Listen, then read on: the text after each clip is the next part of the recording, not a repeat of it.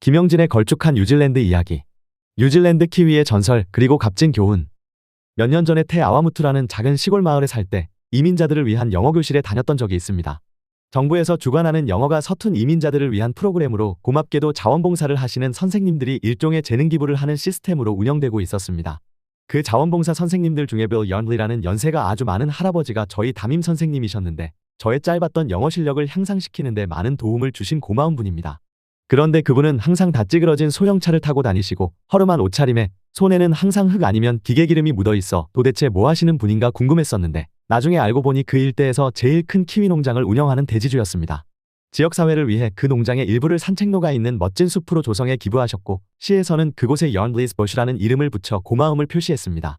그분이 더더욱 고마운 건 연말이 되면 모든 선생님들과 학생들 그리고 그 가족들까지 자신의 농장으로 초대해서 바비큐 파티를 열어주시고 그것도 모자라 파티가 끝난 뒤 사람들이 집으로 돌아갈 때 본인의 농장에서 수확한 키위를 몇 박스씩 나눠주셨습니다. 그 후 제가 다른 곳으로 이사를 했고 선생님도 농장을 정리하고 타라나키라는 아름다운 곳으로 옮겨가셨기 때문에 자주 뵙지는 못하지만 가끔 페이스북을 통해 안부를 주고받습니다. 지금도 마트에 진열된 키위를 볼 때마다 그 선생님이 생각납니다. 한마디로 노블레스 오블리주를 온몸으로 실천하셨던 빌 선생님께서 부디 건강하고 행복한 노후를 보내시기 바랍니다. 서론이 조금 길었는데 뉴질랜드에는 3가지 키위가 있습니다. 첫 번째는 앞에서 잠깐 말씀드렸던 과일 키위입니다. 다른 키위들과 구분하기 위해 이곳에서는 키위 프루시라고 부릅니다. 원산지는 중국 남부지방이지만 뉴질랜드에서 본격적으로 재배하기 시작했다고 합니다. 달콤한 골든 키위와 새콤한 그린 키위 2가지가 있는데 저는 골든 키위를 더 좋아합니다. 한국에서도 마트나 과일 가게에서 접하기 쉬운 과일이지만 뉴질랜드의 초여름인 11월과 12월경에 이곳을 오시면 바로 수확한 신선한 키위를 저렴한 가격에 맘껏 드실 수 있습니다. 두 번째 키위는 사람 키위입니다.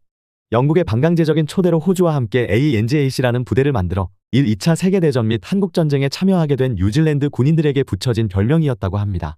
뉴질랜드 군인들 중 특히 마오리들의 용맹함이 돋보였다고 하는데 한국 전쟁 때 파병되어 우리나라에 머물었던 그들이 자기들의 고향을 그리워하면서 불렀던 전통민요 포켈켈 아네라는 노래가 나중에 우리말로 번안되어 인기를 끌었습니다. 바닷가에 모닥불 피워놓고 통기타 치며 부르던 비바람이 치던 바다 잠잠해져 오면 으로 시작되는 연가가 바로 그 노래입니다. 지금은 뉴질랜드라는 말을 쓰는 사람은 못 봤고 키위가 뉴질랜드 사람을 칭하는 거의 공식적인 명칭이 되었습니다만 일반적으로 마오리와 구분하여 뉴질랜드에서 태어나서 살고 있는 백인들을 부를 때 쓰이는 경우가 많습니다. 아무도 저 같은 동양인이나 인도에서 온 이민자들을 키위라고 부르지는 않습니다. 마지막 3번째는 키위새입니다. 이 새는 뉴질랜드의 국조로 고사리와 함께 뉴질랜드를 상징하는 아이콘입니다. 날개가 작게 있지만 날지는 못하고 주로 걷거나 뛰어다니면서 체구에 비해 긴 부리를 이용해서 땅에 사는 지렁이, 곤충 등을 먹고 삽니다. 날지 못하는 새가 어떻게 이렇게 대륙에서 멀리 떨어져 있는 섬나라에까지 와서 살게 되었는지는 아직도 밝혀지지 않고 있습니다. 마오리나 유럽인들이 이곳에 오기 전까지는 뉴질랜드엔 포유동물이 살고 있지 않아서 굳이 날지 않아도 천적의 괴롭힘이 없었기에 날개가 퇴화되어 버렸는지도 모르겠습니다.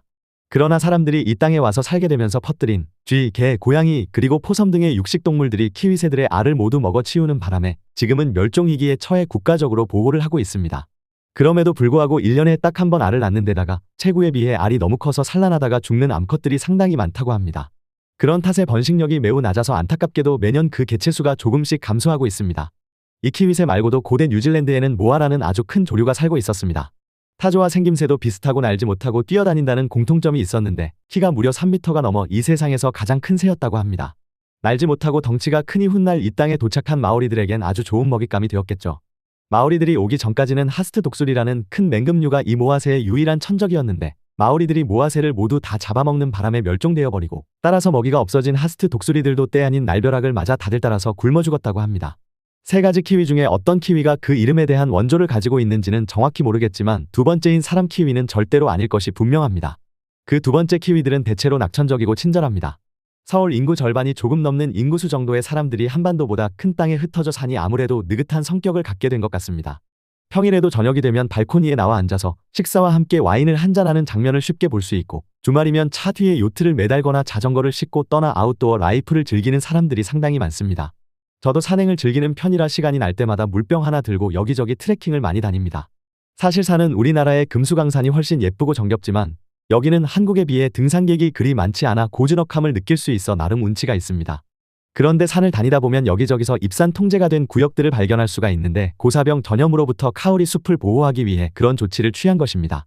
카오리는 뉴질랜드 북섬 지역에 많이 자생하는 토종식물로 조금 남다른 성질을 가지고 있습니다. 한번 뿌리 내리면 천년을 넘게 사는 나무로 내부 경쟁이 치열한 숲속에서 다른 나무들보다 빨리 자라기 위해 스스로 격가지를 잘라내면서 쭉 뻗어 자라다가 결국 햇빛을 확보하게 되면 비로소 가지를 펼쳐 광합성을 합니다. 그러니까 나무의 제일 높은 부위에만 가지가 있고 중간에는 격가지가 없는 기둥과 같은 형태라 아주 좋은 목재가 되기도 합니다.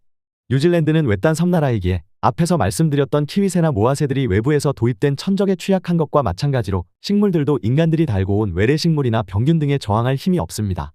뉴질랜드가 고립되어 있을 때는 몇천 년을 살아왔던 카우리도 외래종인 고사병에는 당해낼 재간이 없어 안타깝게도 많은 고목들이 잎이 마르고 가지가 말라 죽어가고 있습니다. 키위새나 모아새 그리고 카우리 나무의 예에서 보듯이 독립되고 안전한 환경에서의 생활을 오래 하다 보면 그 당시에는 편안함과 쾌적함을 누리면서 즐길 수 있겠지만 시간이 오래 지나면서 자기도 모르게 스스로 나약해져서 불시에 어떤 변화가 생겼을 때 이겨낼 수 있는 힘을 갖추기가 어렵게 됩니다. 물론 그들도 아주 오랜 시간 다른 종들과 치열한 경쟁을 해서 이겨낸 끝에 어떤 위치에 설 수 있었겠지만 시간이 지나면서 자기도 모르게 그 날카로움이 무뎌지게 되고 결국 안타깝게도 멸종의 길로 들어서게 된 것입니다. 우리가 사는 세상의 이치도 이와 크게 다르지 않습니다. 만약에 여러분을 괴롭히거나 힘들거나 짜증나게 만드는 누군가가 주변에 있다면 그들의 의도와는 상관없이 그들이야말로 여러분들을 자극해서 더 강하고 세련되게 만들어주는 고마운 이들이라고 생각하는 게 정신건강에는 확실히 좋을 것이라고 생각하는데 여러분들의 생각은 어떠하신지요? 더 칼럼니스트